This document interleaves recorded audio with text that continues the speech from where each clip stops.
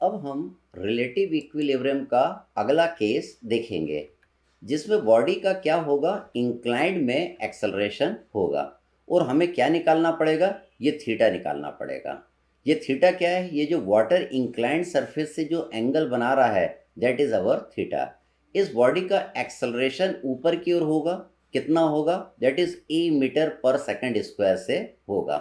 इस एक्सेलरेशन के दो कंपोनेंट बनेंगे, एक तो आपका हॉरिजॉन्टल बनेगा दैट इज ए एच।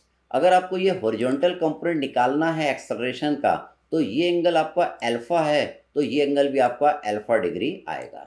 तो देखिए इसके हॉरिजॉन्टल कंपोनेंट कितना होगा, ए एच की वैल्यू आपकी कितनी होगी, that is a cos alpha के जितना आएगा। ये चीज़ हमने मैकेनिक्स में पढ़ी थी। इस एक्सेलरेशन का एक और कंपोनेंट होगा that is our vertical component, जिसको मैंने ए वी से रिप्रेजेंट किया है। तो देखिए ये जो वर्टिकल कंपोनेंट आएगा ये इस वर्टिकल कंपोनेंट के बराबर आएगा।